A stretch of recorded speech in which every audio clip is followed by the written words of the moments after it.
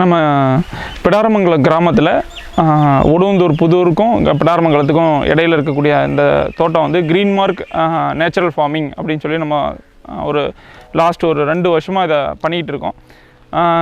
இது எதுக்காக பண்ணிகிட்ருக்கோம் அப்படின்னு சொல்லி பார்த்தோம் அப்படின்னா, இயற்கை விவசாயங்கிறது இன்றைக்கி எல்லாத்துக்கும் ஒரு பேஷன் ஆயிடுச்சு. எல்லோரும் அதை பண்ணணும்னு விருப்பப்படுறாங்க. அதுக்காக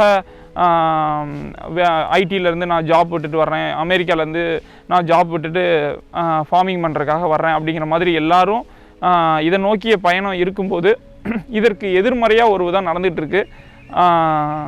விவசாயம் பண்ணிவிட்டு இல்லை இது வந்து வேலைக்காகாது, இது சரியாக இருக்காது அப்படின்னு சொல்லி திரும்பவும் ஐடி வேலைக்கோ இல்லை மற்ற வேலைக்கோ போகக்கூடிய சூழ்நிலை மாறிக்கிட்டே இருக்குது. போகிறவங்க அவங்க மட்டும் போகிறது இல்லாமல் வர்றவங்களையும் அந்த பக்கம் போகாதீங்க, அது ரொம்ப ப்ராப்ளமேட்டிக்கான ஒரு ஏரியா அப்படிங்கிற மாதிரி அட்ரஸ் பண்ணிகிட்டு இருக்காங்க. அது உண்மையாலுமே அப்படி இருக்கா அப்படின்னு சொல்லி கேட்டிங்கன்னா அப்படி இல்லை. ஒரு சரியான வழிமுறைகளை பின்பற்றி இயற்கை விவசாயம் பண்ணோம் அப்படின்னா கண்டிப்பாக ஜெயிக்க முடியும் அப்படிங்கிறத எங்களுக்கு நான் கடந்த 10 வருடங்களாக இதை வந்து பார்த்துட்டு இருக்கோம். அதை வந்து ஒவ்வொரு இடங்கள்லையும் ப்ரூவ் பண்ணிகிட்டு இருக்கோம். ஸோ அதை வந்து எல்லாத்துக்கும் கொண்டு போய் சேர்த்தணும் அப்படின்னு பார்த்துட்டு இருக்கும்போது இந்த 25 ஏக்கர் ஃபார்மை வந்து க்ரீன் மார்க் நேச்சுரல் ஃபார்மிங் அப்படின்னு சொல்லிட்டு ஒரு மாடல் ஃபார்மாக வந்து மிஸ்டர் ரவிக்குமார் அப்புறம் நாங்கள் 2 பேரும் சேர்ந்து இந்த விஷயத்தை பண்ணணும் அப்படின்னு அடுத்த லெவலுக்கு எடுத்துகிட்டு வரும்போது சரி என்ன பண்ணலாம் அப்படின்னு யோசித்தோம். அப்போ வந்து இதுக்கு ஒவ்வொரு 2 ஏக்கரையும் ஒரு பிளாட்டாக பிரித்து அதில் ஒவ்வொன்றுலேயும் ஒவ்வொரு மாடல் எந்தெந்த ஏரியாவுக்கு எந்தெந்த சீதோஷண நிலைக்கு இந்தந்த மண்ணுக்கு எப்படி கொடுக்க முடியும் அப்படிங்கிற மாதிரி அட்ரஸ் பண்ணி அதில் ஒரு 2 ஏக்கரையும் வந்து நாங்கள் ஒரு பிளாட்டாக பிரித்து அதில் ஒவ்வொரு மாடலை க்ரியேட் பண்ணியிருக்கோம். அந்த மாடல் வந்து 1 ஏக்கரில் ஒரு விவசாயி குறைஞ்சபட்சம் ஒரு வருஷத்துக்கு 3 லட்சம் ரூபாய் எடுக்க முடியும் அப்படிங்கிறது தான். மாடுகள்லேருந்து ஜீவாமிர்தத்துலேருந்து ஃபார்முக்கு தேவையான மென்யூர் இது எல்லாத்தையும் ப்ரிப்பேர் பண்ணுறோம். அது ஒன்றா அடுத்தடுத்து பார்க்கலாம் வாங்க. நம்ம இந்த 0 பட்ஜெட் நேச்சர் ஃபார்மிங்கில் வந்து ரொம்ப பேஸ் என்ன அப்படின்னு சொல்லி பார்த்தீங்க அப்படின்னா நம்மளோட ஜீவாமிர்தம் தான் இதோட அடிப்படை நாதம். இது ஏன் கொடுக்குறோம் அப்படின்னா நம்ம இவ்வளோ நாளாக இழந்த மண்ணில் இருந்த உரங்களும் பூச்சிக்கொல்லிகளும் பயன்படுத்தி அது மண்ணில் இருக்கக்கூடிய நுண்ணுயிர்கள் எல்லாத்தையும் இழந்து மண் வந்து அது ஒரு சாலிட் கண்டென்ட் மாதிரி இருக்கக்கூடிய ஒரு விஷயத்துக்கு உயிர்த்தன்மை கொடுக்கக்கூடியதே இந்த ஜீவாமிர்தம் தான். அதை நம்ம வந்து இந்த 0 பட்ஜெட் நேச்சர் ஃபார்மிங்கோட பேஸ் என்னன்னு பார்த்தீங்கன்னா நம்ம வெளியிலேருந்து எந்த பொருளும் இங்கே வரக்கூடாது. நம்ம 0 பட்ஜெட்டில் இந்த ஃபார்மிங் ஆக்டிவிட்டீஸை பண்ணணும் அப்படிங்கிறது தான்.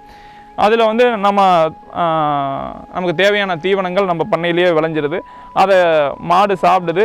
மாட்டில் இருந்து கிடைக்கக்கூடிய கோமியம் சாணம் இதை வந்து நம்ம நேரடியாக இதிலேருந்து கிடைக்கக்கூடியதை வந்து இந்த ட்ரஞ்சு மூலமாக கலெக்ட் ஆகி தொட்டிக்கு வந்துடுது. இந்த தொட்டியில் நம்ம கியர் மோட்ரு வச்சுருக்கோம். அது மூலமாக சுற்றி இதை ஆட்டோமேட்டிக்காக கரைச்சிருது. கரைச்ச உடனே இந்த ஸ்லர்ரி பம்ப் இருக்குது. நம்ம ஸ்லர்ரி பம்ப் மூலமாக கனெக்ட் பண்ணி எந்த தொட்டிக்கு நமக்கு எவ்வளோ வேணுமோ அதை ஃபில் பண்ணி ஜீவாமிர்தத்துக்கு தேவையான சாணம் கோமயத்தை ஃபில் பண்ணிடுறோம். இதில் வந்து 1 கிலோ பலதானிய பயிர் பவுடர் வந்து நம்ம கலந்துக்கிறோம். அது இல்லாமல் 1 கிலோ நாட்டு சர்க்கரை, கெமிக்கல் இல்லாத நாட்டு சர்க்கரை, இல்லைன்னா நம்ம தோட்டத்துலேயே வந்து பழம் கிடைக்குது, பப்பாளி பழம் கிடைக்குது. அது வந்து ஒரு 1.5 கிலோ அளவுக்கான பப்பாளி பழ கூழ், அதை 2ஐயும் வந்து இதில் கலந்து நம்ம வந்து காலை மாலை 2 வேளையும் வந்து கடிகாரமுள் திசையில் நம்ம வந்து கலக்கி விட்டோம் அப்படின்னா 2 நாளில் ரெடி ஆகிரும். 3ஆவது நாள் நம்ம காட்டுக்கு விடக்கு தயாராகிரும். மேலே இருக்கிற அசடை மட்டும் வடிகட்டிட்டு நம்ம ஸ்டோரேஜ் டேங்கில் விட்டு இங்கேருந்து சொட்டு நீரில் எல்லா பயிர்களுக்கும் ஜீவாமிர்தத்தை 15 நாளைக்கு ஒரு முறை சப்ளை பண்ணிடுறோம். இது வந்து நம்ம ஓப்பன் மாடலில் 5 லேயர் மாடல் பண்ணியிருக்கோம். அது என்னன்னு பார்த்தீங்க அப்படின்னா சப்போட்டா. இது வந்து dense fruit forest, 0 budget nature ஃபார்மிங்களோட டென்ஸ்டு ஃப்ரூட் ஃபாரஸ்ட்டு. அதில் வந்து பார்த்திங்கன்னா நம்ம ஒவ்வொரு 9 அடிக்கும் ஒரு பழமரங்கள் வச்சுருப்போம். இடையில இப்போதைக்கு வந்து பப்பாளி, வாழை, கிளரிசீடியா இது எல்லாத்தையும் கலந்து வச்சுருக்கோம். இதை வந்து ஒரு பெட்டு வந்து 16 அடி பெட்டு, 2 அடி ட்ரெஞ்சு, திரும்பி 16 அடி பெட்டு, 2 அடி ட்ரெஞ்சு. இதுதான் இதோட வடிவமைப்பு. இதில் வந்து சப்போட்டா தான் மெயின் கிராப்பு. சப்போட்டா 9 அடிக்கு ஒன்று, இடையில 4 அடிக்கு ஒரு பப்பாளி இருக்கும், கண்டினியூவாக இருக்கும். அதே சமயம் இந்த ட்ரெஞ்சோட இடையில வந்து ஒரு கிளரிசீடியா, ஒரு வாழை மாறி மாறி இருக்கும். இது என்னன்னு பார்த்தீங்கன்னா ஒரு மோனோகாட்டுக்கு இடையில டைகாட் அப்படிங்கிற மாதிரி பிளான் பண்ணியிருக்கோம். ஒரு மோனோகாட் இருக்கும், அதை சுற்றி டைகாட் இருக்கும். இதுதான் இதோட பிளானு. இதோட அட்வான்டேஜ் என்னன்னு பார்த்தீங்கன்னா நம்ம மெயின் வந்து இந்த ட்ரஞ்சு தான். ட்ரஞ்சுக்குள்ளே நம்ம ஒரு லேட்டல் ட்ரிப்ரிகேஷன் லேட்டல் கொடுத்துருக்கோம். மேலேயும் ஒன்றுக்கும் தனித்தனியாக கொடுத்துருக்கோம். நம்ம கொடுக்குற ஜீவாமிர்தம் இதுக்குள்ளே பாஸ் ஆகும். அதுக்குள்ளே வந்து பார்த்திங்கன்னா நம்ம இறந்த உடல்களோட தாவரம், களை, செடி எல்லாத்தையும் பிடுங்கி இந்த ட்ரஞ்சில் போட்டுறோம். இது ஒரு உரக்கிடங்கு மாதிரி செயல்படுது. இதோட எல்லா விதமான வேர்களும், 2ஆம் நிலை வேர்கள் எல்லாமே இந்த ட்ரஞ்சுக்குள்ளே இருக்கும். அதை பார்க்கலாம்.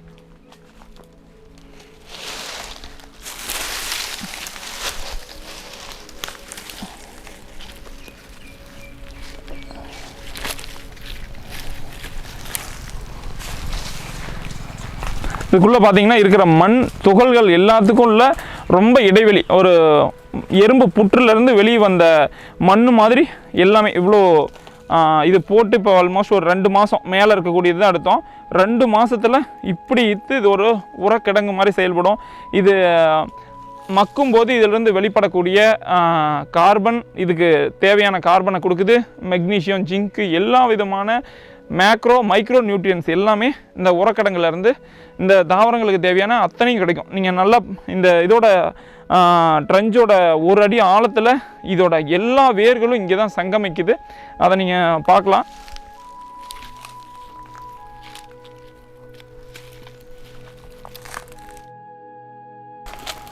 இந்த இது எல்லாமே 2ஆம் நிலை வேர்கள். இது மட்டும்தான் உணவு, நீர் அருந்தும்.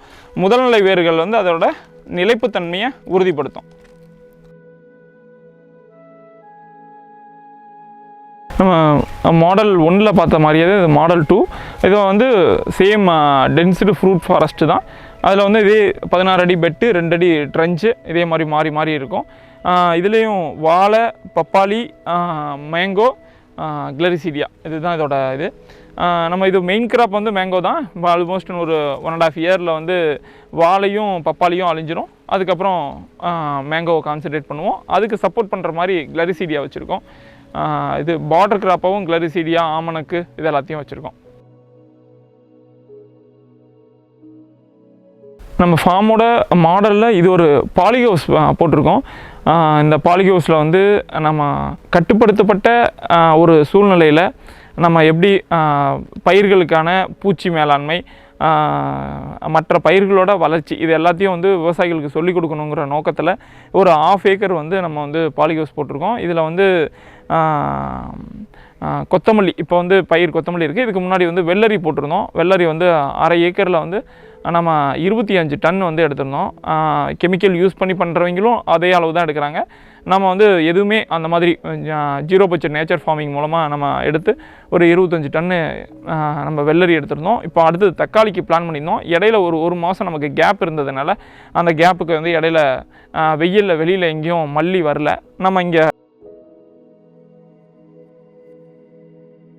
மல்லி போட்டிருந்தோம். இப்போ அறுவடை ஆகிட்டு இருக்கு. இன்றைக்கி எல்லா விவசாயிகளும் தென்னையை நோக்கி போக ஆரம்பிச்சிட்டாங்க. ஸோ தென்னைக்குள்ளே எப்படி மற்ற ஊடு பயிர்களையும் மற்ற பயிர்களை ஒன்றோட ஒன்று இணங்கி வாழக்கூடிய பயிர்களை செலக்ட் பண்ணி அதை ஒரு மாடலாக க்ரியேட் பண்ணலாங்கிற மாதிரி க்ரியேட் பண்ணியிருக்கோம். அதில் இது ஒரு மாடல். இது வந்து பார்த்திங்க அப்படின்னா நம்ம 25 அடி தென்னைக்கு இடையில வந்து 25க்கு 25 தென்னை இருக்குது. அதுக்கு இடையில வந்து நம்ம 2க்கு 2 ட்ரஞ்ச் எடுத்திருக்கோம். ட்ரஞ்சோட 2 பகுதியிலையும் 3 அடி இடைவெளி விட்டு பாக்கு கிளரிசீடியா மாற்றி வச்சுருக்கோம். ஒரு மோனோகாட், ஒரு டைகாட் மாதிரி மாறி வச்சுருக்கோம். இந்த ஒரு தென்னம்பிள்ளைக்கும் இடையில நம்ம வந்து